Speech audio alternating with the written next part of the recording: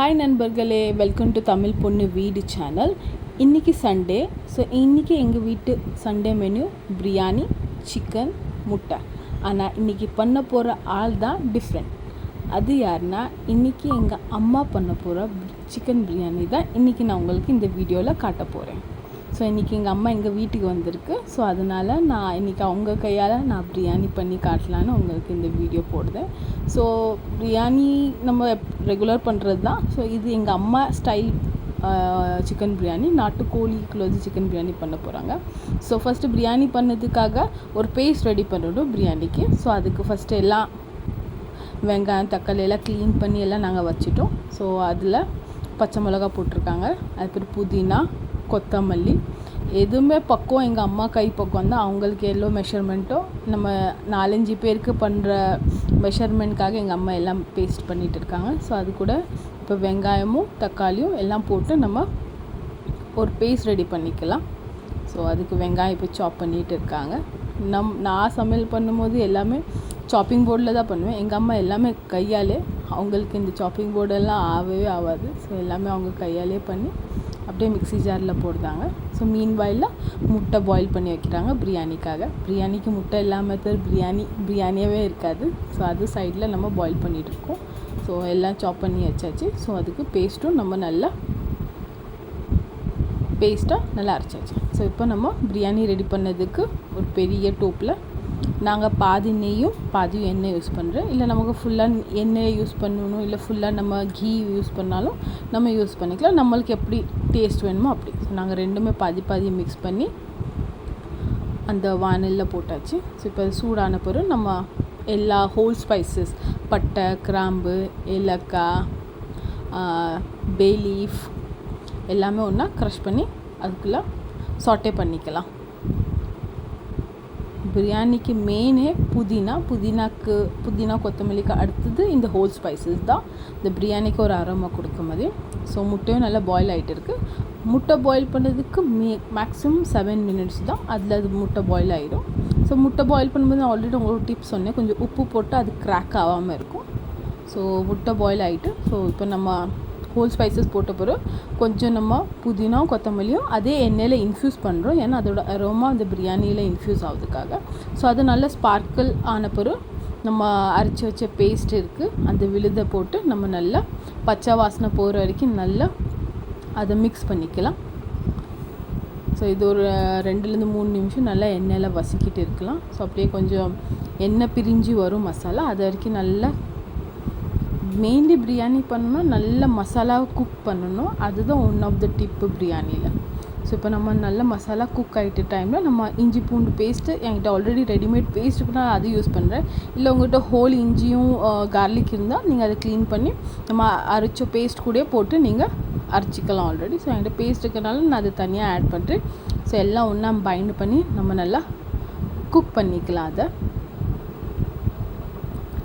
Please எல்லோரும் comment பண்ணுங்கள் யாருக்கெல்லாம் பிரியாணி பிடிக்கும். எனக்கு தெரிஞ்சிருக்கு மேக்ஸிமம் எல்லாருக்குமே பிரியாணி பிடிக்கும். ஆனால் யாருக்கு எந்த பிரியாணி பிடிக்கும்னு ப்ளீஸ் கமெண்ட் பண்ணுங்கள். ஸோ நமக்குள்ளது எல்லாம் மசாலா குக் ஆகிட்டு இருக்கும்போது நான் ஒரு ரெடிமேட் பிரியாணி மசாலா பேக்கெட் இருக்குது என்கிட்ட. SRS பிரியாணி மசாலா இருந்துச்சு. ஸோ நான் அதை ஒரு பேக்கெட் போட்டு அது கூட கொஞ்சம் காரத்துக்காக சில்லி பவுடரும் போட்டு மிக்ஸ் பண்ணிக்கிறேன். சப்போஸ் உங்களுக்கு காரம் கம்மி வேணால் நீங்கள் அவாய்ட் பண்ணிக்கலாம். இல்லை அந்த மசாலா இருக்கிறது காரமே போதும். எங்களுக்கு கொஞ்சம் ஸ்பைசி வேணுனால நான் கொஞ்சம் எக்ஸ்ட்ரா சில்லி பவுடர் போட்டு அதை நல்லா குக் பண்ணுறேன். அதுக்கப்புறம் நான் நாட்டுக்கோழி வாங்கினேன். ஸோ நாட்டுக்கோழி நல்லா க்ளீன் பண்ணிவிட்டு நான் அது கூட மிக்ஸ் பண்ணிவிட்டு இப்போ மசாலா, ஏன்னா நாட்டுக்கோழி வேவதுக்கு கொஞ்சம் டைம் ஆகும். ஸோ அதனால தான் எங்கள் அம்மா கொஞ்சம் சீக்கிரமே சிக்கன் போட்டாங்க. இதை நம்ம நார்மல் பாய்லரில் பண்ணால் நம்ம இவ்வளோ சீக்கிரம் போடணுன்னு அவசியம் இல்லை.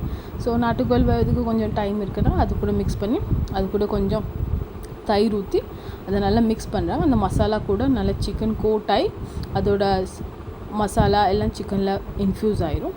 ஸோ இது கூட எங்கள் அம்மா எந்த கறி குழம்பு பண்ணாலும் கல் உப்பு தான் யூஸ் பண்ணும். நார்மல் உப்பு யூஸ் பண்ணால் அதில் தான் டேஸ்ட் இருக்குதுன்னு சொல்லுவாங்க. ஸோ கல் உப்பு போட்டு அது குக் பண்ணிகிட்டு இருக்க டைமில் நம்ம பிரியாணிக்காக நம்ம கொஞ்சம் தண்ணியை சூடு பண்ணி வச்சுக்கலாம். ஸோ அதுக்கு எங்கள் அம்மா மெஷர்மெண்ட் எடுக்கு. ஸோ அந்த பிரகாரம் தண்ணி ஊற்றி அதை நம்ம சூடு பண்ணிகிட்டு இருக்கலாம். இல்லை நம்மகிட்ட ஆல்ரெடி ஜக் இருக்குது, பட் எங்கள் அம்மா அதை டோப்பில் தான் சூடு பண்ணிகிட்டு இருக்காங்க. ஸோ மசாலாக்குள்ளே தண்ணியெல்லாம் சேர்த்து மெஷர்மெண்ட் போட்டாச்சு. ஸோ அதே மாதிரி இந்த டைம் நாங்கள் பண்ண போகிற பிரியாணி சீரக சம்பாவில் பண்ண போகிறோம். ஸோ எங்கள் லோக்கல் ஸ்டோரில் கிடச்ச சீரக சம்பா வச்சு நாங்கள் இன்றைக்கி பிரியாணி ட்ரை பண்ண போகிறோம். ஸோ அதை நல்லா வாஷ் பண்ணிவிட்டு அதை கொஞ்சம் ஒரு 20 மினிட்ஸ்க்கு ஊறுறதுக்காக சைடில் வச்சாச்சு. இப்போ சிக்கன் நல்லா குக் ஆகிட்டு இருக்குது. அம்மா நல்லா கிளறி பார்த்துட்டு இருக்காங்க. அப்படியே கொஞ்சம் செக் பண்ணிகிட்டு இருக்காங்க சிக்கன் எல்லாம் வெந்துட்டா இல்லையானு. ஸோ அது கொஞ்சம் இன்னும் கொஞ்சம் ஹார்டாக இருக்கிறதுனால இன்னொரு 10 மினிட்ஸ்க்கு குக் பண்ணணும்னு சொல்லிகிட்டு இருந்தாங்க. ஸோ இது நல்லா குக் ஆகிட்டு இருக்கட்டும். ஸோ அதே மாதிரி நமக்கு இது தண்ணி வச்சோம், சூடு தண்ணி, அதுவும் கொதி வந்துட்டு. ஸோ இப்போ இந்த சிக்கன் கூட இந்த தண்ணி ஊற்றி அதை நல்லா கொதிக்க விட்டுட்டு அது இப்போ நம்ம அரிசி ஊற வச்சுருக்கோம் அது போட்டு மிக்ஸ் பண்ணிடலாம். ஸோ ஆனால் அம்மா சீரக சம்பாவில் ஃபஸ்ட் டைம் பிரியாணி பண்ணுறதுனால ஒரு கப்பு கொஞ்சம் ரொம்ப ஆயிடக்கூடாது, குழஞ்சிடக்கூடாதுன்னு கொஞ்சம் கம்மியாகவே ஒரு கப்பு எடுத்து சைடில் வைக்காங்க. சப்போஸ் நம்ம தம் வைக்கும் போது வேணால் நம்ம ஊற்றிக்கலாம். ஸோ அதனால ஒரு கப் தண்ணியாக எடுத்து அது போட்டாச்சு. ஸோ தண்ணி நல்லா கொதிக்க வந்த பிறகு நமக்கு உப்பு காரம் ஏதாவது செக் பண்ணாலும் செக் பண்ணிவிட்டு, ஸோ உப்பு கொஞ்சம் கம்மியாக இருந்ததுனால எங்கள் அம்மா உப்பு போட்டுட்டு, ஸோ உப்பு போட்டு அட்ஜஸ்ட் பண்ண பிறகு நம்ம ஊற வச்சா சீரக சம்பா அரிசியை நல்லா 20 மினிட்ஸ்க்கு ஊற வச்சாச்சு. ஸோ நல்லா ஊற வச்சாச்சு. ஏன்னா சீரக சம்பா ஃபஸ்ட் டைம் பண்ணுறோம். ஸோ அதனால ரொம்ப திக்காக இருக்குமா இல்லை பாயில்டு அரிசினால ரொம்ப நேரம் ஆகுமா தெரியாதனால நாங்கள் என்ன செஞ்சுருக்கோம், ஒரு கப் தனியாகவே எடுத்து வச்சுட்டோம்.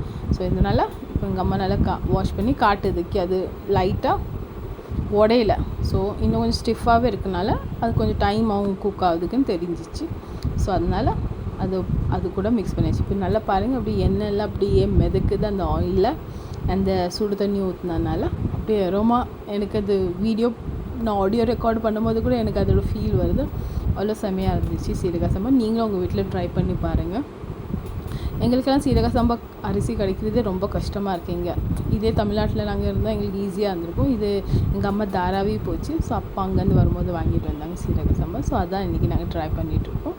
ஸோ நல்லா கொதிச்சுட்டு இருக்கட்டும். ஸோ ஒரு டைம் அரிசியெல்லாம் தண்ணி அப்சார்ப் ஆனாலும் அப்படி கொஞ்சம் திக் கன்சிஸ்டன்சியாகவும் தம் பண்ணதுக்காக. ஸோ அது வரைக்கும் நல்லா குக் பண்ணிக்கலாம். ஸோ அப்படியே அந்த ஒரு கலர் வந்துட்டு, ஸோ இது கூட சில பேர் சாஃப்ரான் கூட ஊற்றுறாங்க கொஞ்சம் கலருக்காக. பட் நாங்கள் அது எதுவும் போடல. ஸோ மேலே கொஞ்சம் கொத்தமல்லி வச்சு அது இப்போ தம்மில் வைக்கும். ஏன்னா தண்ணியெல்லாம் நல்லா அப்சர்வ் ஆகிட்டு. ஸோ நம்ம ஆல்ரெடி எக்ஸ்ட்ரா ஒரு கப் வச்சனால அது கொஞ்சம் இருந்தால் கரெக்டாக தம்மில் இருக்கணும். எங்கள் அம்மா அதுவும் மிக்ஸ் பண்ணிவிட்டு தம்மில் வச்சிருச்சு. ஒரு 15 to 20 மினிட்ஸில் தம்மில் வச்சா பிரியாணி ரெடி ஆயிடும். பிரியாணி தம்மில் இருக்கிறதுக்குள்ளே நம்ம சிக்கன் 65 பண்ணலான்னு நாங்கள் போன்லெஸ் பீஸ் தனியாகவே நாங்கள் பாய்லர் வாங்கினோம். ஸோ அது கூட கொஞ்சம் ஜிஞ்சர் கார்லிக் பேஸ்ட்டு, அது கூட வேறு எஸ்ஆர்எஸ்குள்ளது கபாப் 65 மசாலான்னு ஒரு பேக்கெட் இருந்துச்சு. அது கூட முட்டை தான் மெயின் இன்க்ரீடியன்ட் சிக்கன் 65. ஏன்னா அதுதான் ஒரு டெண்டர்னஸ் ஒரு சாஃப்ட்னஸ் கொடுக்கும் அந்த 65க்கு. ஸோ அதெல்லாம் போட்டு எனக்கு உப்பு சில்லி பவுடர் எதுவும் வேண்டாம், ஆல்ரெடி அதில் இன்க்ளூடட் இருக்கனால நாங்கள் எதுவும் ஆட் பண்ணல. வெறும் ஜிஞ்சர் கார்லிக் பேஸ்ட், அந்த சிக்கன் கபாப் மசாலாவும் ஒரு முட்டை போட்டு நல்லா மிக்ஸ் பண்ணி ஒரு 10 மினிட்ஸ்க்கு மேரினேட் பண்ணி வச்சு அதுக்கப்புறம் நம்ம டீப் ஃப்ரை பண்ணலாம். பட் நான் ஃப்ரை பண்ணும்போது வீடியோ எடுக்க மறந்துட்டேன். ஸோ ஆல்ரெடி நான் பொரிச்சிட்டு, ஸோ லாஸ்ட்டில் இருக்க லெக் பீஸ் மட்டும் தான் பாக்கி இருந்துச்சு. ஸோ அதான் நான் இப்போ வீடியோ எடுத்திருக்கேன். ஸோ தந்தூர் பீஸ் இது இருக்குது, லெக் பீஸ் பொரிக்கிறது கொஞ்சம் டைம் ஆகும். ஏன்னா அது எல்லா பக்கமே நல்லா குக் ஆகணும் போன் பார்ட்னால. ஸோ ஆல்ரெடி நான் சின்ன சின்ன பீஸ் எல்லாம் போன்லெஸ் பார்ட் பொரிச்சு எடுத்துட்டேன். ஸோ இது நான் பொரிச்சிட்டு இருக்கேன். ஸோ இது ஒரு 5-10 மினிட்ஸில் முடிஞ்சிருமே. அதுக்கு பிறகு எங்களுக்குள்ளது பிரியாணி ரெடி ஆயிடும். ஸோ இதுவும் நல்லா கோல்டன் ப்ரௌனுங்க மீடியம் ஹீட்லேயே குக் பண்ணும். இல்லைன்னா வெளியே நல்ல ப்ரௌன் நல்லா கிறிஸ்ப் ஆயிரும், உள்ளே அப்படி சாஃப்டாகவே இருக்கும். ஸோ குக் ஆகாமல் ராவாக இருக்கக்கூடாது. ஸோ அதனால நல்லா மீடியம் ஹீட்லேயே நம்ம குக் பண்ணோம். ஸோ அது கூட பச்சடியும் வெங்காயம் தக்காளி கொத்தமல்லி தயிர் இது தவிர உங்களுக்கு எல்லாருக்கும் தெரியும். பட் பிரியாணிக்கு எனக்கு ரொம்ப பிடிச்சது தயிர் தான். எனக்கு இந்த சிக்கன் 65 வேறு எந்த கிரேவி கூட இல்லைனாலும் பரவாயில்ல, பட் எனக்கு பச்சடி ரொம்ப பிடிக்கும். ஸோ அதனால் நான் அதுவும் பண்ணிகிட்டு இருக்கேன். ஸோ அம்மா பிரியாணி பண்ணி முடிச்சிட்டாங்க. ஸோ ஃப்ரை முடிச்சாச்சு. ஸோ அதனால் பச்சடியும் நான் ரெடி பண்ணுறேன். ஸோ எல்லாம் போட்டு ஒன்றா வச்சு நம்ம ஃப்ரிட்ஜில் வச்சு சில் இந்த சம்மர் டைமில் அப்படி சில்லான பச்சடி சாப்பிட்றதோட சுகமே வேறு. ஸோ நான் எல்லாம் மிக்ஸ் பண்ணிவிட்டேன். வெங்காயம் பச்சை மிளகாய் தக்காளி தயிர் கூட லாஸ்ட்டில் நான் அந்த குக்கும்பர் கிரேட் பண்ணிக்கேன். குக்கும்பரில் கொஞ்சம் தண்ணி ரிலீஸ் ஆகும். ஸோ அதனால் நான் அதை தனியாக கொஞ்சம் ஸ்குவீஸ் பண்ணி போடுவேன். இல்லை நீங்கள் சாப்பிடும் போது மிக்ஸ் பண்ணாலும் பரவாயில்ல. ஏன்னா ஆல்ரெடி மிக்ஸ் பண்ணி வச்சிட்டிங்கன்னா அதில் தண்ணி ரிலீஸ் ஆகும்போது ஆல்ரெடி தயிர் இருக்கும், அதெல்லாம் கொஞ்சம் வாட்டரி கன்சிஸ்டன்சி ஆயிரும் பச்சடி. ஸோ அதனால் அது கொஞ்சம் தனியாக சாப்பிடும்போது மிக்ஸ் பண்ணால், இல்லை நான் இப்போ சாப்பிட தான் போகிறேன். ஸோ அதனால் நான் உடனே லைட்டாக கொஞ்சம் தண்ணியெல்லாம் ஸ்குவீஸ் பண்ணிவிட்டேன். ஏன்னா அதில் ரொம்ப வாட்டர் இருக்கிறதுனால. இல்லை கிரேட் பண்ண வேண்டாம்னா நீங்கள் நல்லா ஃபைன் சாப் பண்ணியும் போட்டுக்கலாம். ஸோ நான் கிரேட் பண்ணி தான் போட்டேன். ஸோ எல்லாம் மிக்ஸ் பண்ணி எங்கள் வீட்டு சண்டே லன்ச் மெனு ரெடி ஆகிட்டு. ஸோ ஃபஸ்ட்டு சிக்கன் 65 பச்சடி, அது கூட சுட சுட சீரக சம்பா வச்ச நாட்டுக்கோழி சிக்கன் பிரியாணி ரெடி ஆகிட்டு. ஸோ இப்போ நான் டிவி பார்த்துட்டு என்னோடய லன்ச் நான் சாப்பிட்டுருக்கேன். ஸோ அந்த வீடியோ ஒரு பிளேட்டிங் வீடியோ காட்டுறேன். ஸோ சிக்கன் 65 வச்சு முட்டை, அது கூட பிரியாணி, பச்சடி வச்சாச்சு. ஸோ தேங்க்ஸ் ஃபார் வாட்சிங். பை.